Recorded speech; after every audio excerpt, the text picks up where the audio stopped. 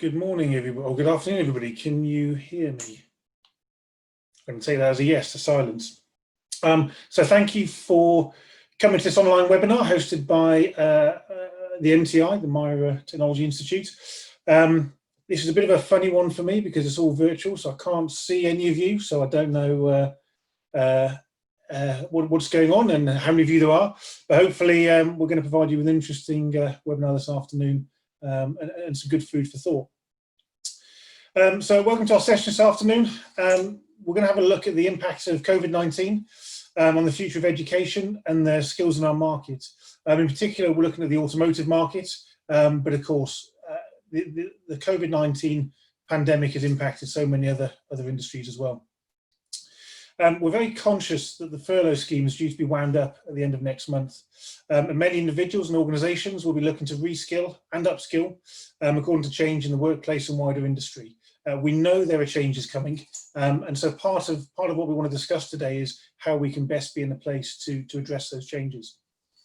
So on today's panel, we're delighted to welcome representatives from both education and industry, and we'll start with some introductions. It's a little bit odd. I've been asked to introduce myself, so I'll give it a go. So I've got a doctorate in hybrid electric drivetrains in motorsport. I've worked at Lotus developing hybrid electric demonstrator vehicles for multiple OEMs in the automotive industry. I've since moved on to various roles developing battery technology in places like Formula One and high performance road cars. I'm now responsible for the electrification strategy for automotive customers within McLaren Applied. If you don't know who McLaren Applied are, they're the technology arm of the McLaren Group, where I'm empowering to introduce and protect new vehicle concepts and technologies. I also sit on the board. I'm the chairman of ASIN, which is the Automotive Electronic Systems Integration Network, which is a network for people working in automotive electronics. Now onto the panel. So we have Lisa Rolls, who is Human Resources Director and MTI board member from Hariba MIRA. She's a global HR director with over 25 years experience in people and skills activities, and she represents Hariba MIRA on the MIRA Technology Institute's board. She has experience in public, private and trade association sectors and has held a range of roles in the automotive and defence industries and launched the MIRA Academy in 2013. Lisa also chairs the Air2 HR Interest Group within the UK, which shares best practice in HR and skills within the sector. Say hello, Lisa. You're on screen. Good afternoon, everybody. Next, we have Murray Goodrick, who is VP of Business Development and Account Management, Manufacturing Logistics for UK and Ireland at DHL Supply Chain. With a wealth of experience in the aerospace and aviation sectors, Murray is responsible for DHL Supply Chain Manufacturing Logistics Business Development and Account Management, and that goes across the UK and Ireland. He has over 15 years experience in the automotive sector and has held management and leadership roles within manufacturing, finished vehicle distribution and aftermarket supply chains. Good afternoon, Murray. Good afternoon, thank you. And then last but not least, we have Tom Hamilton-Dick, who is the Chair of Curriculum for the MTI and Deputy Principal for Curriculum and Innovation. A bit of a mouthful, but I think I got that. For North Warwickshire and South Leicestershire College. Tom has a background in media and has progressed in further education leadership, starting at Grimsby College as a lecturer, moving on to North Nottinghamshire College, where he's become head of media. He moved to South Essex College before returning to New College Nottingham as Director of Cluster Creative. His current role is Deputy Principal at NWSLC, is both strategic and operational and extends to stakeholder management. He also works with strategic teams within the Association of Colleges. Good afternoon. Good afternoon, everyone. If you have any questions for the panel, you can put them in the chat, and you can also post any questions or comments on Twitter using the hashtag AskMTI. This isn't an interactive webinar, so we can't guarantee that we will answer your questions, but if there is something that a lot of people are asking for, we may well see what we can do. Okay, well, let's start by putting our first questions to the panel.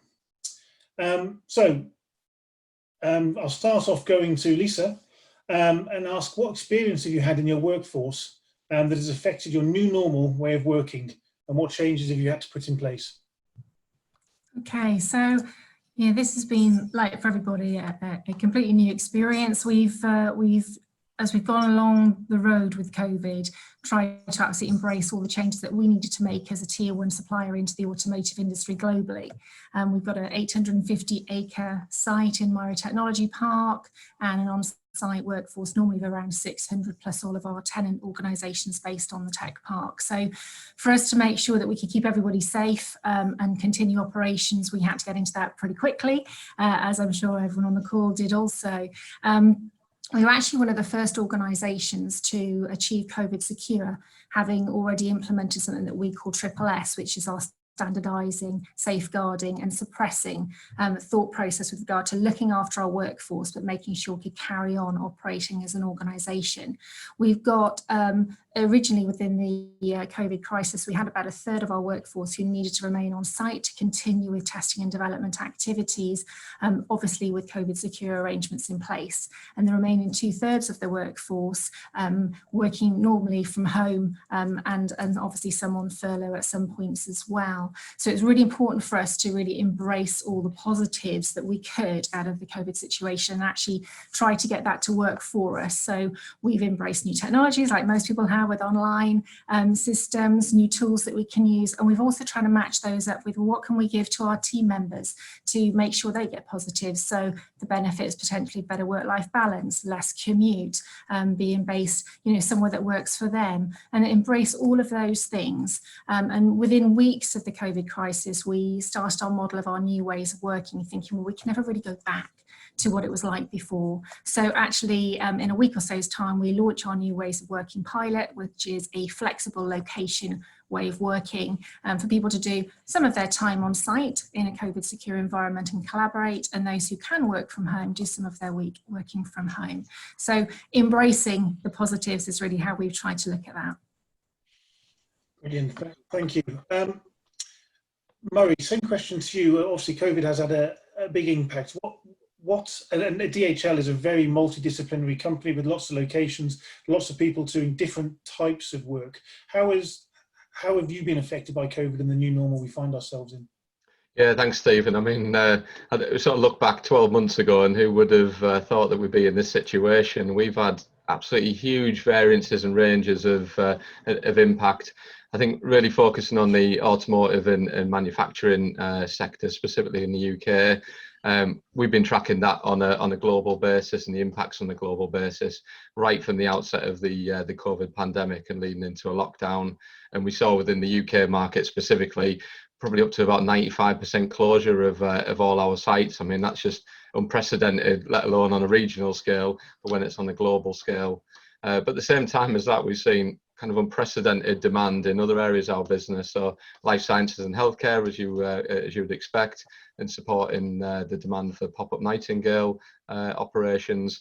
Massive rise in e-commerce as we're having change in consumer buying habits. So all of those things are effectively a drought in one side, but then a huge overdrive of demand in another. During the lockdown period as well, we also were fortunate to join the Ventilator Challenge UK, along with McLaren and organisations like Ford and Airbus, to really stand up two completely new supply chains from scratch to manufacture 13,000 ventilators for the NHS. So we were quite fortunate in a lot of ways that we managed to redistribute quite a lot of our Midlands-based automotive workforce onto those types of projects, but obviously there was still a significant amount of people furloughed.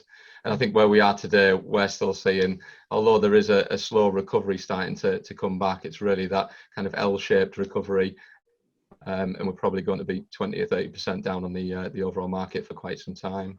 But really, to bring it back to the key part of the question, really, in terms of what have we actually learned.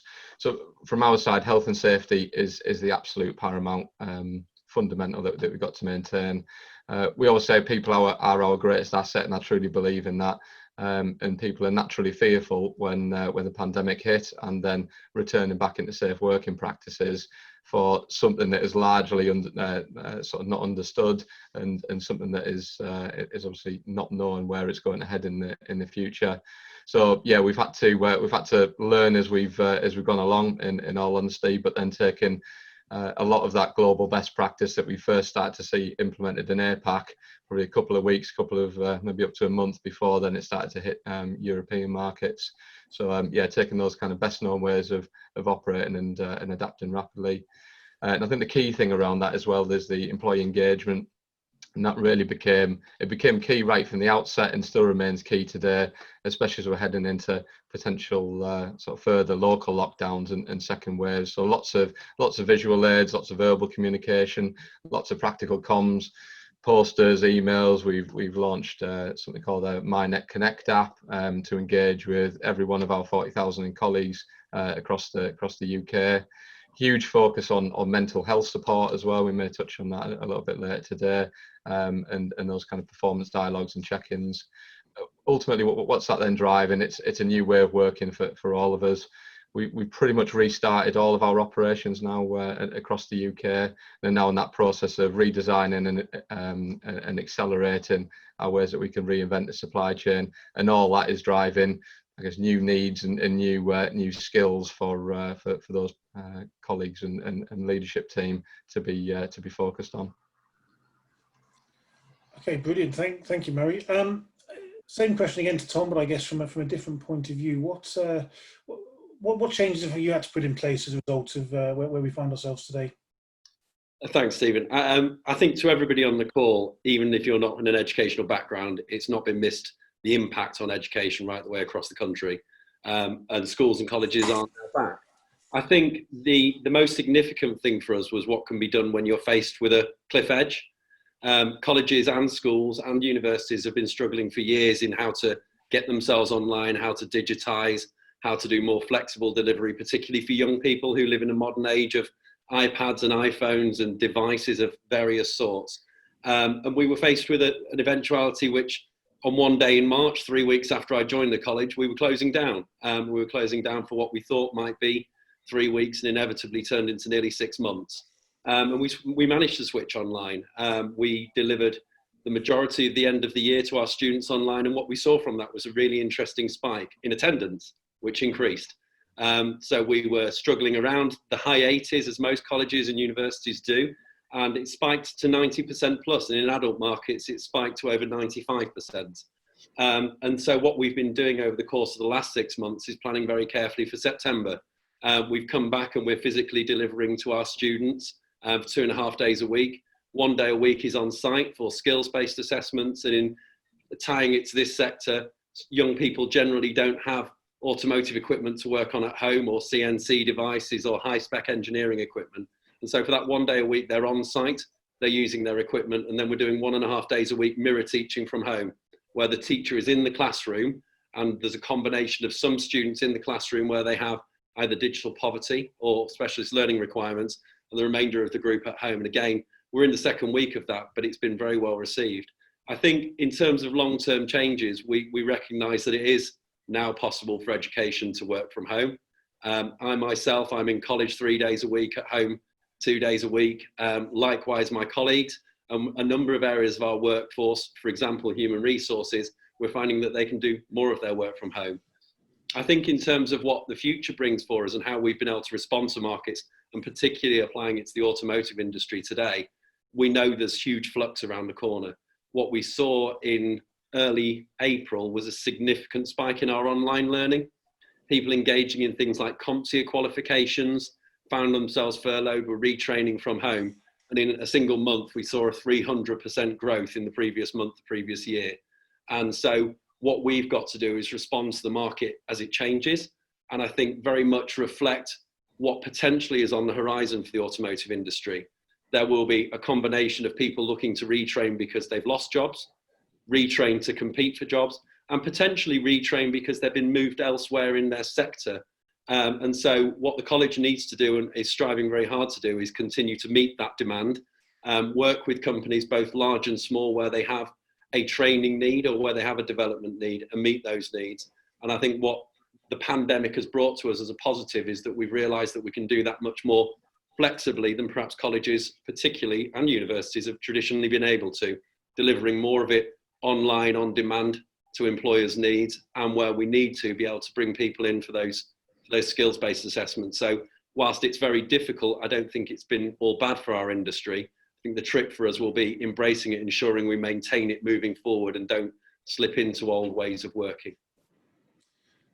Thank you, Tom. I think one of the things I think all three people have said is that there's been a lot of focus on working from home, quite obviously where people can do, and then the businesses have had to adjust to that and provide new levels of support for people doing that. Now that may be down to making sure the setup is right at someone's home to be able to work. It may be that there's the appropriate facilities to come into work to do what is needed when you're at work. But it may be down, maybe down to mental health support, for example, for people who maybe aren't getting out of the house as much as maybe they used to. With all of this taken into account, are you seeing a increase in productivity or a decrease in productivity from what this new normal is? Are we working better and more efficiently, or are we perhaps just holding water until we get back into the office? Perhaps Lisa, start with you on that one. Sure, that's a really good question. Obviously, we've been through a journey the last 6 months, and certainly the first few weeks of everyone getting used to what was new normal at that point, we saw variation in our operational outputs. I have to say we've got some really great examples in the last 6 months where we have seen increased efficiency and increased productivity in teams to support customer requirements. And that's because we've had to be innovative. We've had to find ways to do things and to really make sure everything works in a streamlined way.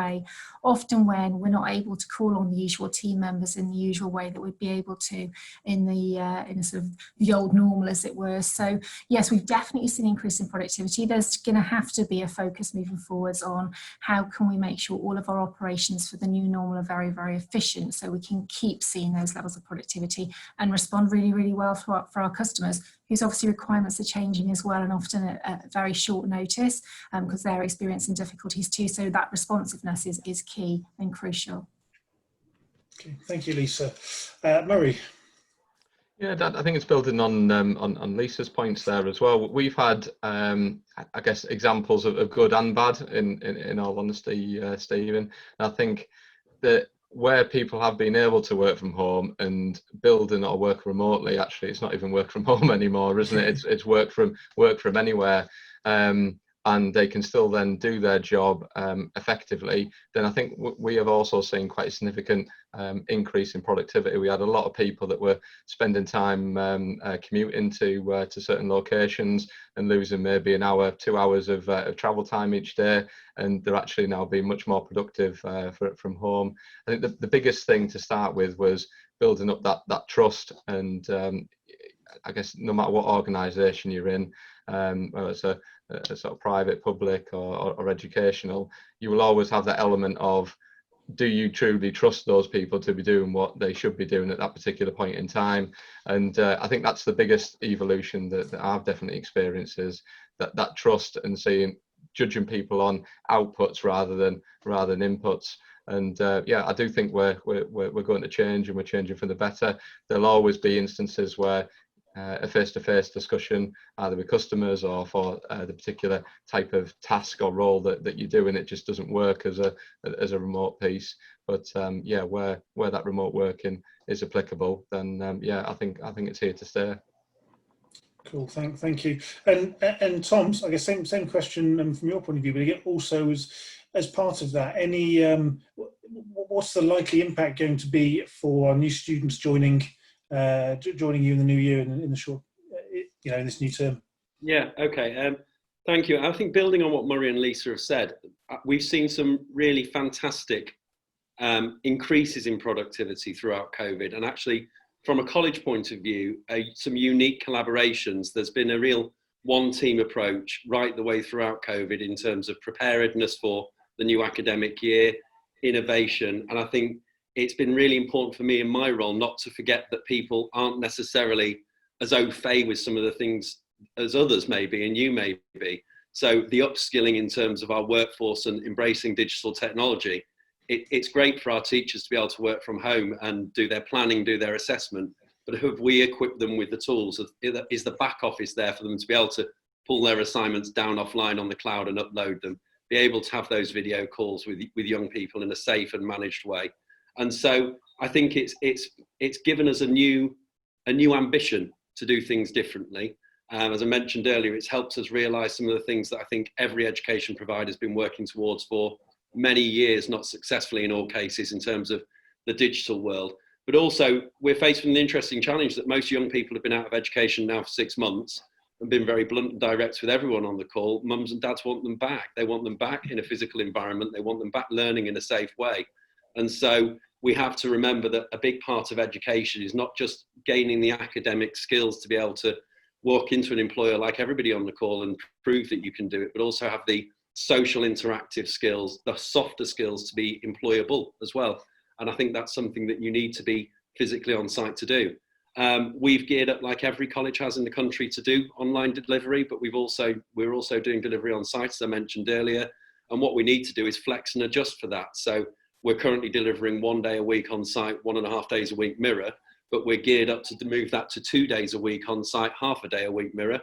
Or, God forbid, if we end up with another lockdown, and we, as a college, we're certainly subject to this as part of the Leicester lockdown, we need to be able to close a campus down immediately and switch it all online.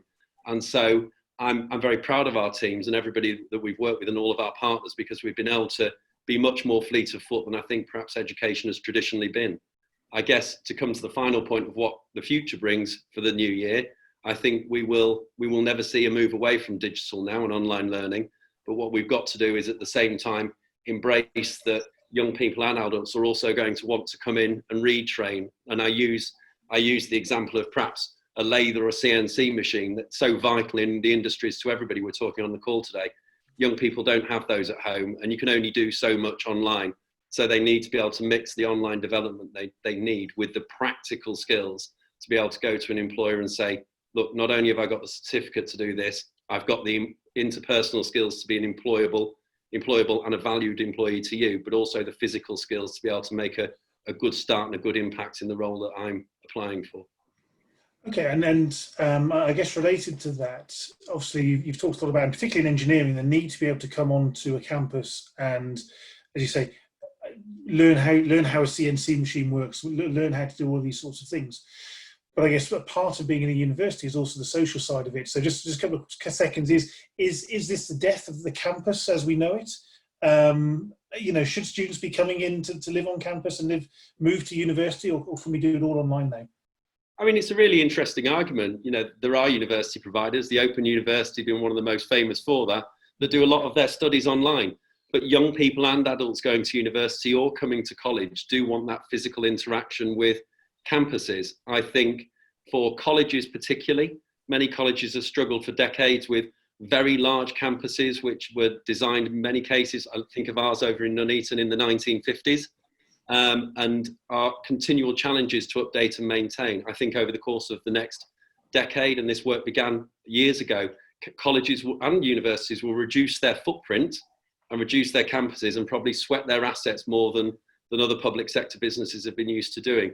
I don't think we'll see the death of the campus, and I don't think we'll see the death of halls of residence in town and city centres, because they're such important things to the local economy.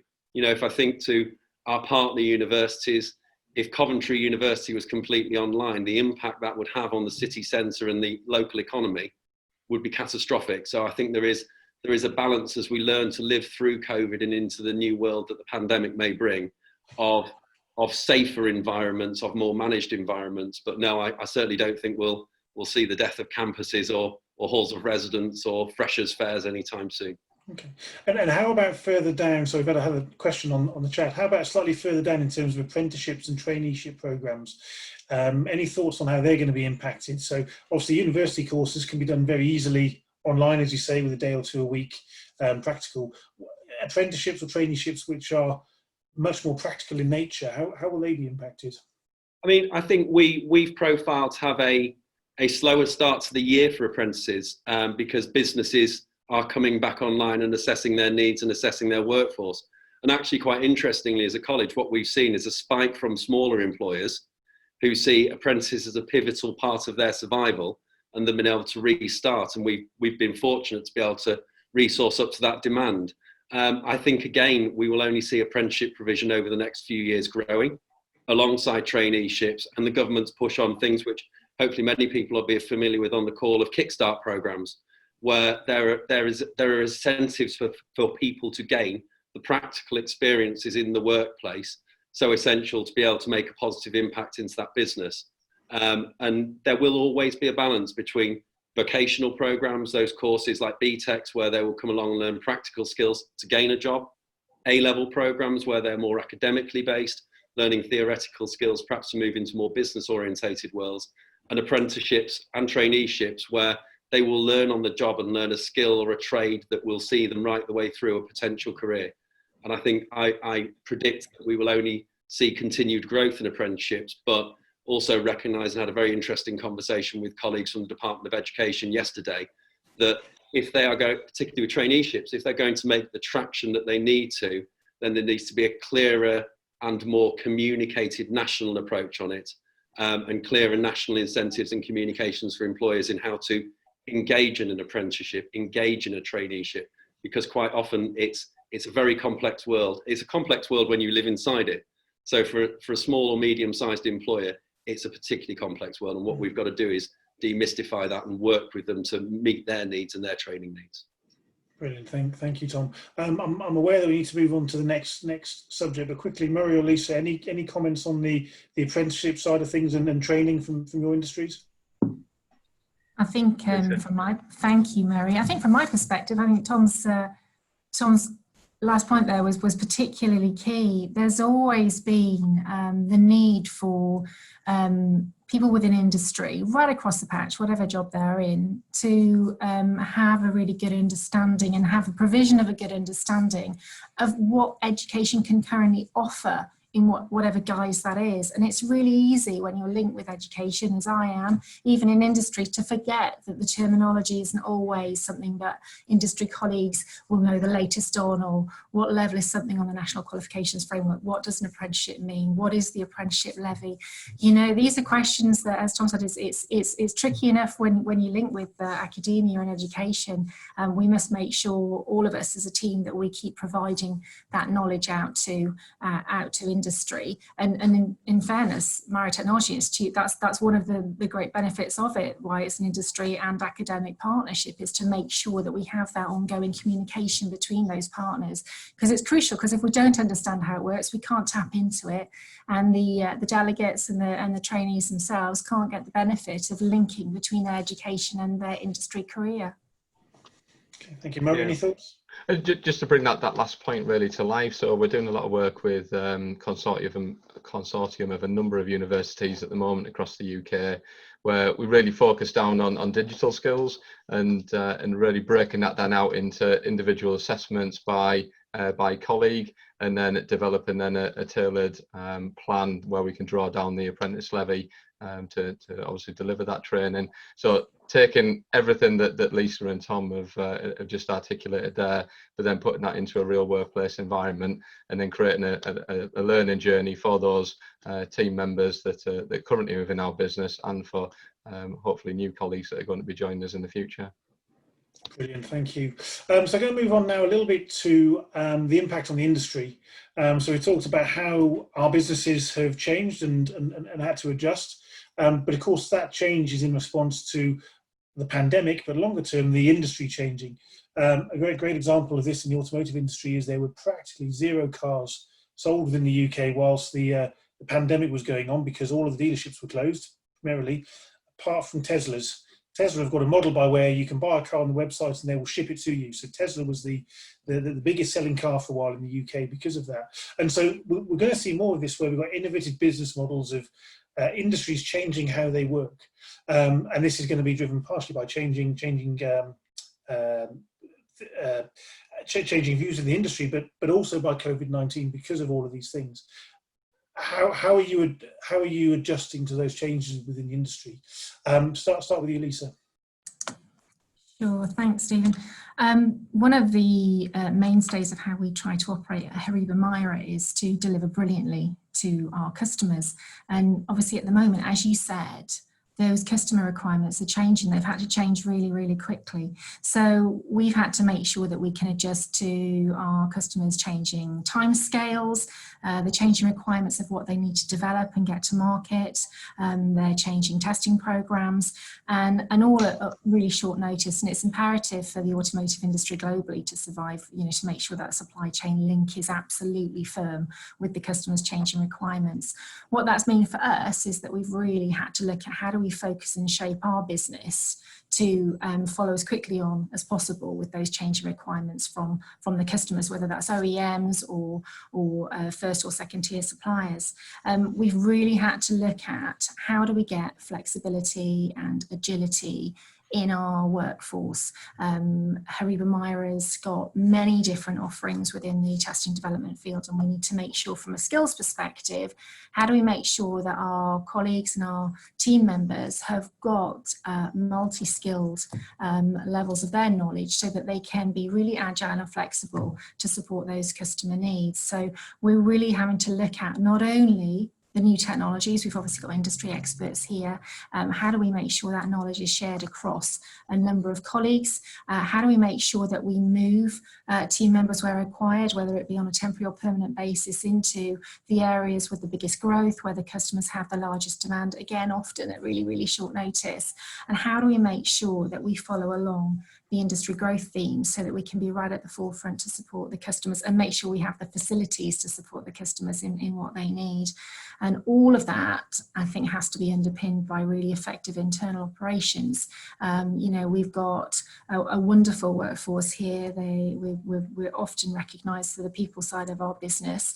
We're a consultancy. Our team really is our shop window. And we have, through the COVID crisis, they've gone through a huge change. So we need to look after our team members and make sure that we can help them and their skill sets to be really agile and flexible moving forward. So we need to keep making sure that we're applying that learning back into the skills arena so we can develop that multi-skilled approach and support the changing needs of those customers. Thank you, Lisa. And Murray, I guess same question to you. And I'm assuming DHL has seen a massive influence in how it works and the pulls that are on it as a business. How's that impacted? How's the industry change impacted you? Yeah, very, very much so. I mean, just picking up on your example of Tesla and online sales, I was already working with a number of automotive OEMs globally around their route to market strategies, and what I would say off the back of COVID, those have been massively accelerated. So the decline and need for dealerships was always a trend that was in the industry and driving forward. That need to become online and have the supply chain established to effectively deliver on online sales and have the IT platforms and infrastructure around you in order to leverage that is really key, and that drives new skills and new requirements for the industry. I'll just briefly touch on sort of three phases that we've been working through. So restart, redesign, and reinvent.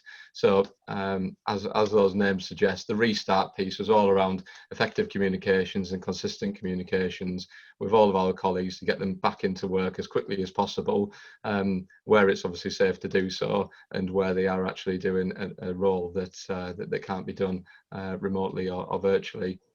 So that was the first part, but I think we're pretty much through that now, bar any kind of second lockdown. What we're really accelerating into now is the redesign stage. So we're seeing a number of large and medium scale organisations going through right sizing exercises with their organisation structures, which brings uncertainty, but also brings a certain amount of opportunity as well for people, and the real need to be flexible in the way that they approach the workplace. So we always talk in an automotive sector around one job, three people, one job. Having that flexibility to move resources around and adjust accordingly is really going to become key. We're also seeing real trends of kind of first-time outsourcing in specific parts of the industry, and that need to redesign the supply chain and instilling more resilience is driving new skill sets that are then required, or an enhanced need for skill sets. And just to bring that to life, a lot of solution design type resource, network modeling resource, analytical type resource. That's the type of skill sets that we're really driving to upscale with. And then obviously linking that in then with flexible labour models. We have a sort of branch of our organisation called FLEC, which is all around driving a contingent workforce using a digitally enabled platform. But that's really adapting to, I don't want to say it's purely for millennials, but those are the types of people that are really leveraging that. And it allows then more flexible working, be able to choose what shift work or what type of roles that you get involved with, and make that suit your lifestyle choice. So we're seeing a lot of that as well. And then the final point around reinvent is really driving that accelerated digitalisation agenda. And I know that's been around for probably 12-18 months now as a buzzword, but we're really seeing that now accelerating with pace. So that can just be automation. It can also be a number of robot process automation type tools as well. Again, that's a different skills requirement to what we've needed in the supply chain in the past. That need for digitally aware and data analytical and sometimes code writing skills is becoming more and more prominent in our industry. Thank you. You've actually answered my follow-up question, which was going to be how have these changes in industry impacted what skills might be required?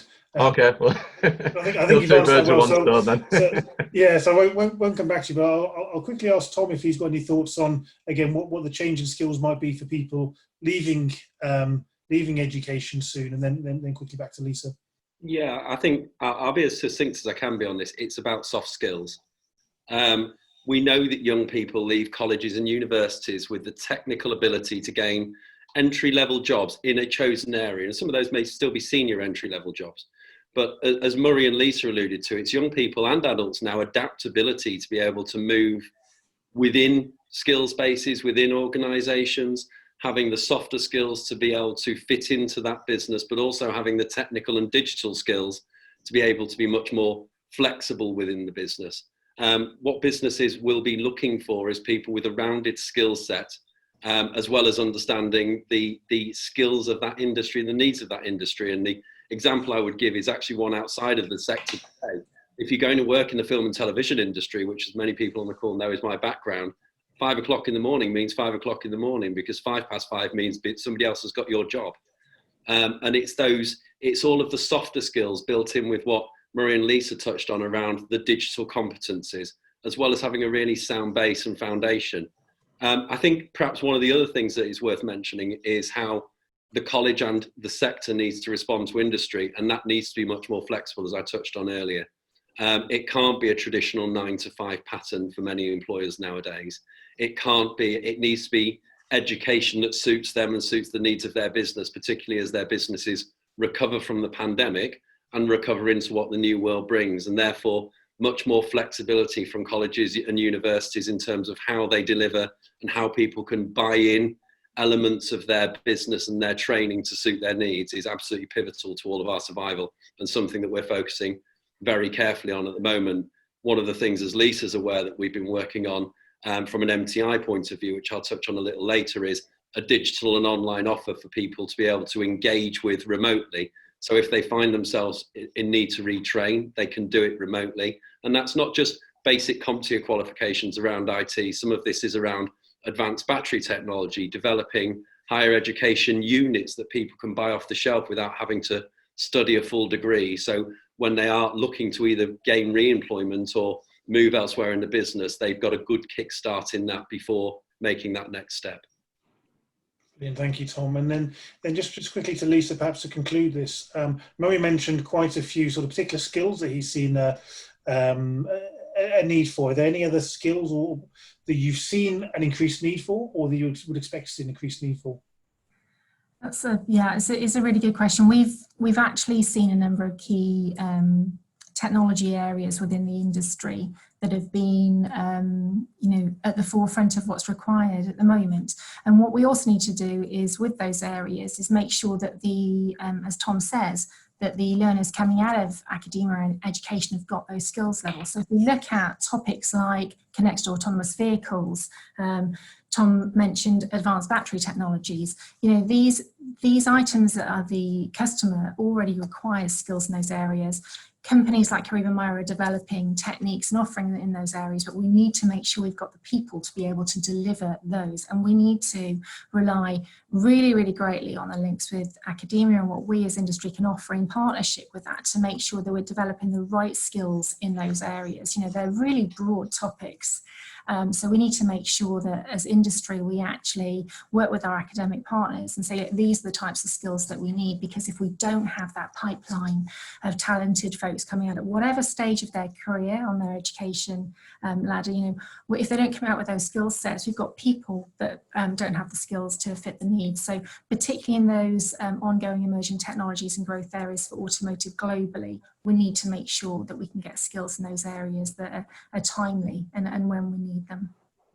Brilliant, thank you. And I guess from my point of view, if I were to offer any advice in terms of what the key skills, I would look at the mega trends within the industry, look at autonomous vehicles, connected vehicles, electric and shared ownership of vehicles would be my advice. Okay, so the MTI is doing a lot of good work in supporting, making sure we've got the right skills available. Tom and Lisa, perhaps it's time to sort of give a brief overview of how the MTI is helping make sure those right skills are available to industry. Thank you. Well, the MTI was set at the MIRA Technology Institute, was set up 2 years ago in partnership with Habina MIRA, Loughborough College, Leicester College, Loughborough University, Leicester University, Coventry University, and North Warwickshire and South Leicestershire College. And it was very much to address what we know is a skills gap in the market. You've touched on a moment ago, Stephen, around what I would say non-traditional or emergent and disruptive technologies within the industry. And I'd count back to some of my own experiences. I remember when iPods came out and I had a mini disc player and I thought that technology will never take off. And I remember when I saw the first electric car when I lived in Los Angeles, which was an old, I think it was a Honda that my uncle owned. I thought that technology will never take off. And here we are, and we find ourselves in a world where, as a college, when young people come to study with us in engineering qualifications, they're now proactively looking at going into advanced engineering in the automotive industry. They want to move into roles from an electrification point of view of working in disruptive battery technologies. And some of the fantastic developments that we see in vehicles, not just in terms of autonomous vehicles, but my previous car was a Kia and it drove itself down the motorway quite happily if you kept your hand on the steering wheel occasionally, would brake for you, would move lanes for you. And that technology is finding its way into everyday vehicles, not just £400,000 or £500,000 supercars now. And so there is an absolute market demand there now. We feel that the MTI is beginning to address some of that demand and certainly working as a pilot within the industry for the collaboration that can be achieved between education and industry. I've seen the chat bar moving around work experience and work placement because we know that is so vital to every young person and adult moving into the industry, not just have the big piece of paper that says they can do it, but the skills to do it. And the fact that the MTI is based at the Habina MIRA Technology Park is testament in a physical form of a £9.5 million LEP-funded building that we are absolutely ambitious to meet that industry demand and to work within the disruptive technologies to provide the workforce that we know all of the automotive industry will need in the future. At the same time, we've introduced things like our skills escalator. So a young person can join us on a level 2 apprenticeship and progress within MTI to a PhD and fast track that progression. And we see that as so important because the industry doesn't have 15 years for young people to train into matured adults with the skills and abilities. They need those skills and abilities now. So we're very proud of what we're doing at the MTI. But alongside that, we've had to learn to be flexible as well. I talked a moment ago about the new online offer that we'll be offering very shortly.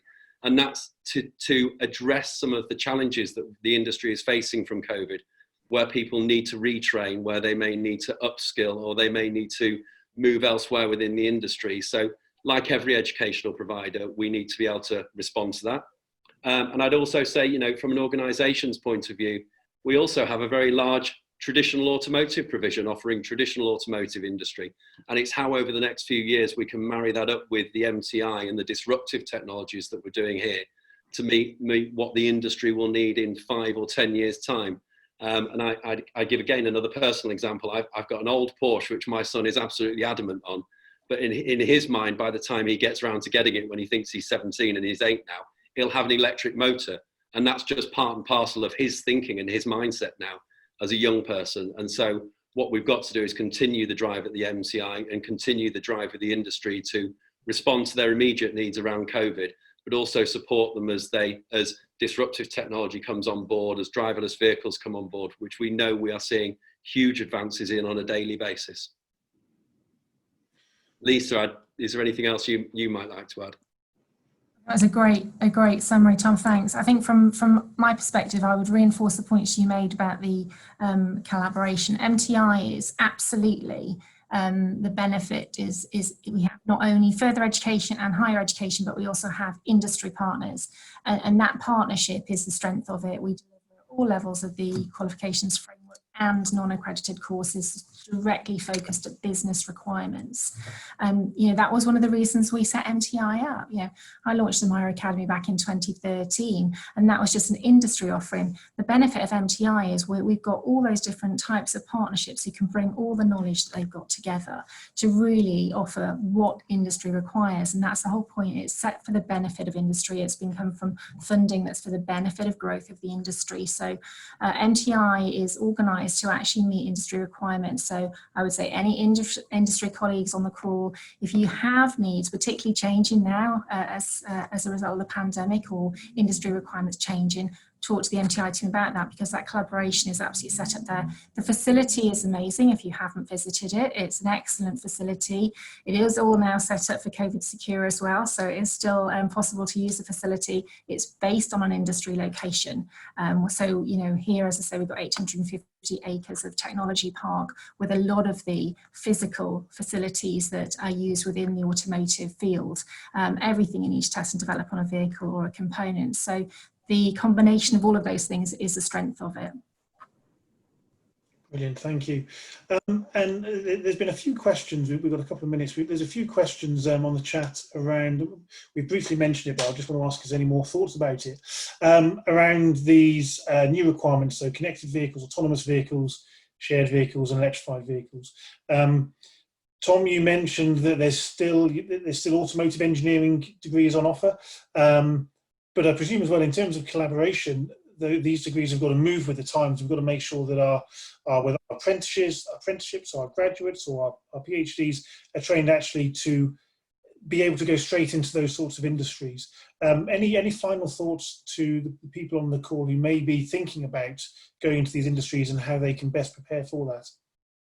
I mean, I'll start if I may, Stephen. I think it's an incredibly exciting industry. And I would do, because I've always loved vehicles, but what an amazing time. It's like the Wild West, I guess, in the automotive industry at the moment, because technologies that we thought were things of the future are now a reality today. I was reading just this morning about a new Tesla that'll do 250 miles an hour and 0 to 60 in 1.9 seconds. And it's not something of the future. It'll be with us next year. And the first mega electric Jeep from Hummer. And like, supercar manufacturers like yourselves developing electric supercars. And so I think what an exciting world to be in. But at the same time, so much excitement in traditional automotive industries. There will always be a demand for heritage automotive, as I guess I would call it now. There will always be demand for traditional automotive engineering.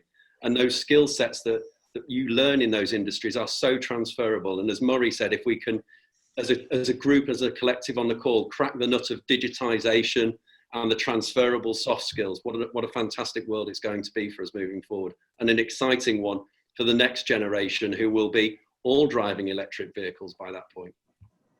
Thank you. Murray, any thoughts from your point of view and how these mega trends are impacting the industry? Yeah, two final thoughts really, because I think a lot of really good topics have been covered there. For me, another big mega trend is really looking at the investment the UK government is making, so specifically around battery technology, and really trying to find the UK economy to really be at that forefront of battery technology. So for me, anybody that's then coming either into education or looking to go into some further education, or looking to come into industry or equip themselves to come into industry, really considering those mega trends, that change in automobility models, that drive towards electrification, that's got to be the future, and that's got to really really equip you.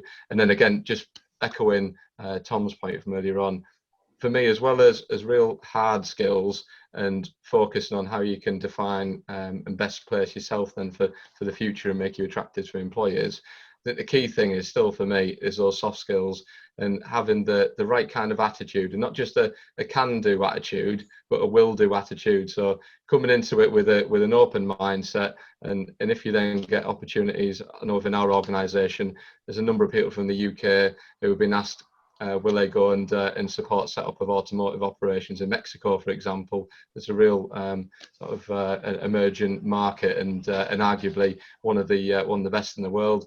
If you're flexible and you have that will-do attitude, then I think you will always be really well placed to put yourself into a job and progress your career. Brilliant, thank you, Mary. And Lisa, any thoughts then on skills for these new industries? I think it's ongoing innovation required, isn't it? I think we need to make sure that we keep an eye on those megatrends moving along, making sure that the skills that industry requires is baked into the academic offering, and to make sure that we can equip all of our team members with the skills that they need. You know, the industry's put a lot of investment into their people over many, many years in many different types of skills sets, and we need to keep investing in them, whether that's money or time, to make sure that we can continue to give all of our great team members all the roles that they strongly deserve and meet the requirements of the global automotive industry. So yeah, innovation, agility, flexibility, it's the only way we can keep going. Brilliant, thank you. And just to sort of finish up, Mary mentioned about transferable skills. There's a great there's a place within the West Midlands called the UK Battery Innovation Centre, UK BIC. It's a government funded centre.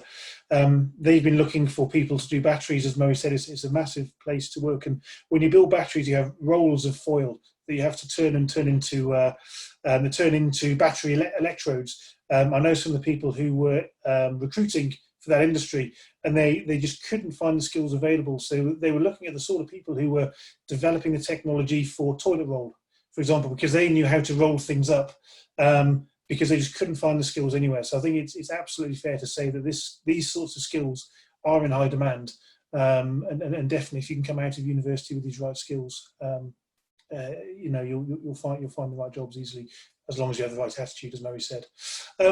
So we've talked a lot about the automotive industry. What message can you give to other industries in similar situations? Maybe start with Lisa on this one.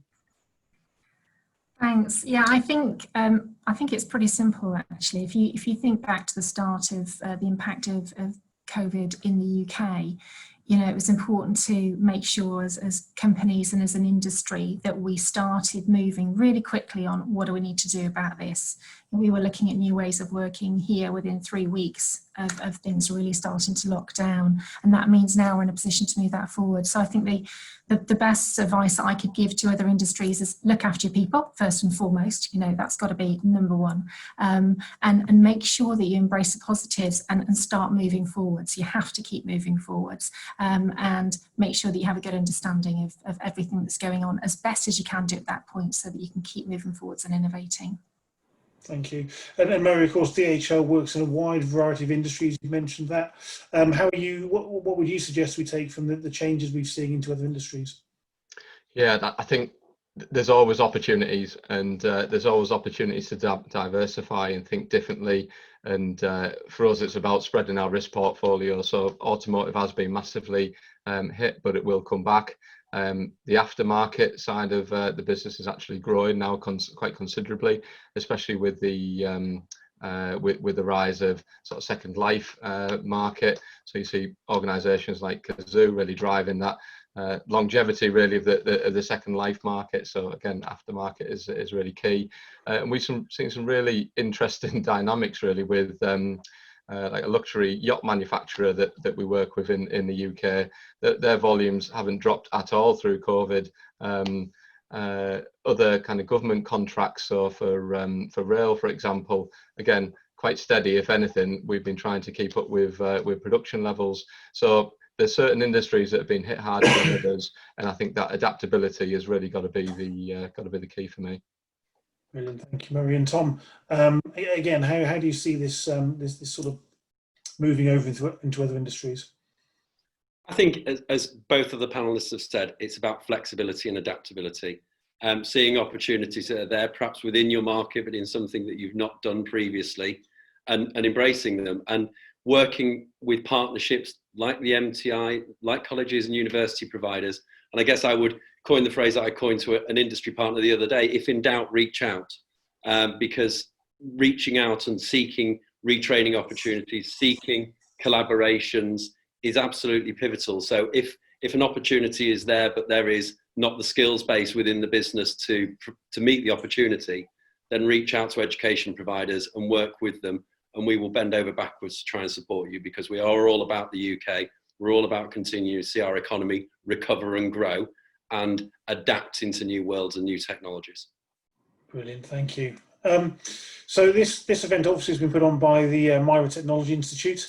At least from Tom, how do you want our listeners to respond? Is there anything you'd like them to do as a result of listening and seeing us talk today? Shall I start, Lisa? I think, again, if in doubt, reach out. If you have any questions to us, please reach out to us. Please visit our website at www.mti.ac.uk. If it's industry specific, we are here for you. And if it's broader industry specific around non-disruptive technologies, the college and our university partners are here for you. We are very, very keen to support all industries to recover from COVID, and in the automotive industry, not only recover, but move into the new worlds of disruptive technologies, and work with you collaboratively along the way. Absolutely. Yeah, and the only thing I'd add to that is, don't assume as industry, if you have a need for reskilling, upskilling, education of any sort, don't assume that MTI can only offer what's already available within the industry. Because of the partnership we have, we can develop things from scratch to meet exactly what you need, whether that be in person or whether that be online. So you do come along with what is it you're trying to achieve, and we'll help you find a solution for it. And if we can't find the exact one straight away, we will work with you to make sure we can actually build it for you. Absolutely. Brilliant, thank you. It looks like we're getting to about the end of our allotted time, so I'll just ask the panelists if there's any closing remarks they'd like to give. Lisa, perhaps we start with you. Just really to say thanks to everyone for dialing in. I think, for me, this is this webinar is actually a really good example of us all moving forwards. So whilst we can't actually see you, thanks so much for joining us, and I really appreciate the opportunity for us to be able to talk to you about what's going on in the automotive industry and about the MIRA Technology Institute itself. So thanks very much. It's been an absolute pleasure. Thank you, Murray. Yeah, great. Just echoing Lisa's comments there. If there's anything that we spoke about today that resonates with you, either as an organisation or as an individual, please reach out to me directly, either via LinkedIn, or we can probably share some contact details off the back of this. So no, thanks for listening. Thank you, and Tom. Echoing the other panelists' sentiments, thank you everyone for your participation. It's been fantastic, and I appreciate we've not been able to see you, but see so many people engaged. And also thank you to Stephen, Murray and Lisa for participating. It's really, really helpful to get the industry insight and to show those industry partnerships. Brilliant, thank you. Yes, so thank you to all of the panel. And so from my side, thank you for attending the webinar. If you have any questions, please contact the MTI, or as Murray said, please contact us on LinkedIn or elsewhere, and we're all happy to help. I believe a recording of this will be available afterwards if anybody's interested. And we'll do our best to answer any questions that come in. Thank you very much.